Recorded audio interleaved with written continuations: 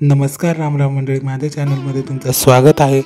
तुम्हाला पण तुळशीचा विवाह करायचा आहे पण तो कसा करायचा हे माहीत नाही, तर तुम्ही हा व्हिडिओ शेवटपर्यंत नक्की बघा। यामध्ये मी तुम्हाला तुळशीचा विवाह कसा करायचा आणि त्यासाठी लागणारी जी पूजा असते ती कशी मांडायची हे मी सांगणार आहे। तर तुम्ही व्हिडिओमध्ये बघूच शकता। यासाठी आपल्याला लागणार आहे एक तुळशीचं रोप आणि पूजा मांडण्यासाठी एक पाट। तर इथे तुम्ही व्हिडिओमध्ये बघू शकता मी एक पाट ठेवलेला आहे आणि त्यावर एक वस्त्र टाकून घेतलेलं आहे आणि इथे कलश तयार करून घेतलेला आहे।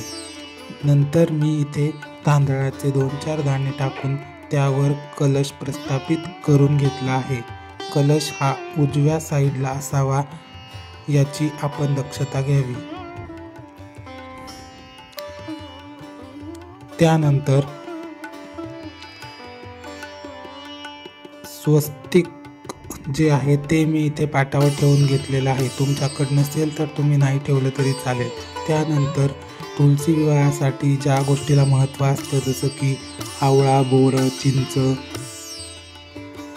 ऊस हे जे पदार्थ आहेत ते सुद्धा मी इथे ठेवून घेतलेले आहेत। त्यानंतर जी महत्त्वाची 5 फळं असतात ती सुद्धा मी यावर ठेवून घेतली आहेत। आणि तुळशीचं लग्न विष्णूच्या एका रूपाशी लावलं जातं, त्यामुळे मी इथे बाळकृष्णाची मूर्ती ठेवून घेतलेली आहे आणि त्याला सुद्धा वस्त्र घालून घेतलेलं आहे। त्यानंतर तुळशीला सुद्धा वस्त्र घालून घेतलेले आहे।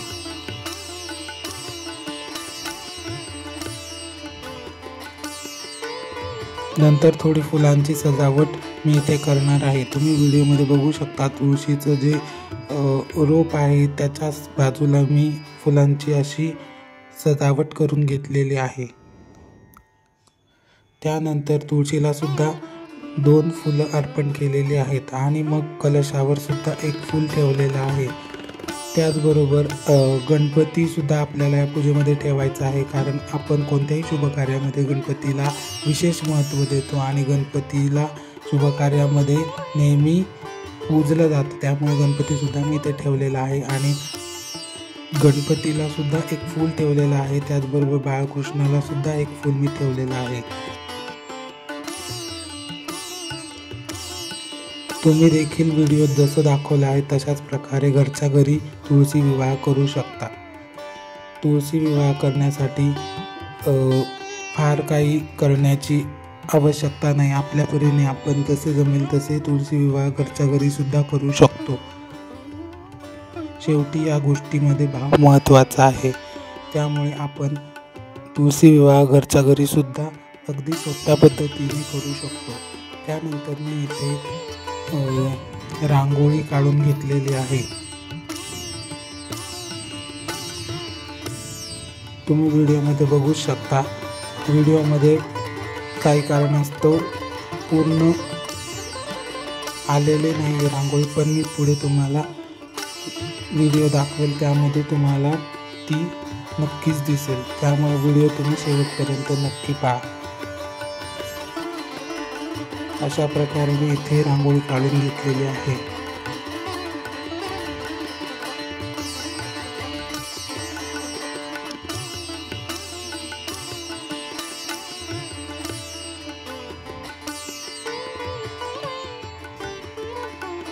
त्यानंतर इथे दोन्ही साईडला मी 2 दिवे लावून घेतलेले आहेत।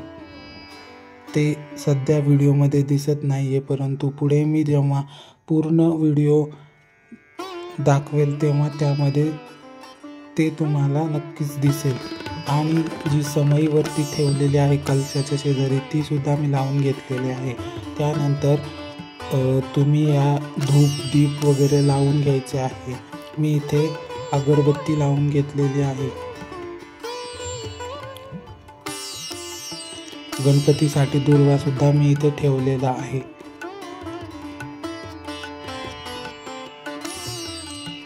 त्यानंतर आपल्याला कलशाला हळद कुंकू लावून घ्यायचं आहे, त्याचबरोबर तुळशीला सुद्धा हळदी कुंकू लावून घ्यायचं आहे आणि बाळकृष्ण तसेच गणपतीला सुद्धा आपण हळदी कुंकू लावून घेणार आहोत। आणि आता आपण छान प्रकारे आरती करून घेणार आहोत।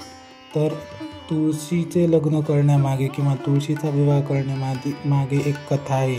ती कथा अशी आहे की वृंदा नावाची एक भक्त होती, जिने जालंधर नावाच्या राक्षसाचा नाश करण्यासाठी आपले जीवन समर्पित केले होते.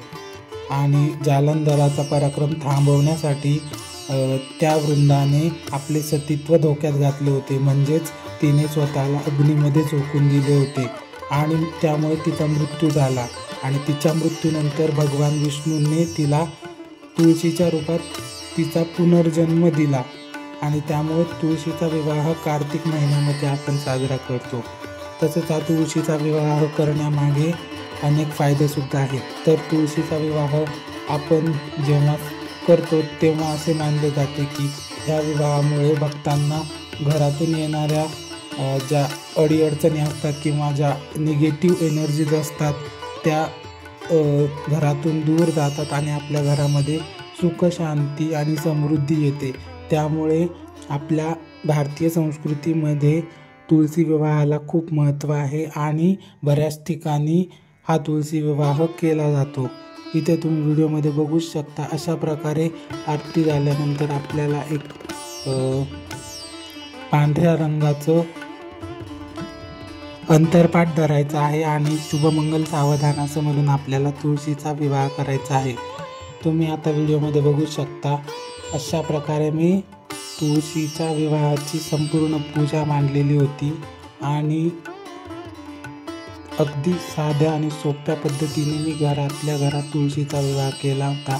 तर तुम्ही सुद्धा अशा प्रकारे कार्तिक महिन्यामध्ये तुळशीचा विवाह घरात करू शकता आणि तुम्ही सुद्धा त्यापासून मिळणारे फायदे घेऊ शकता.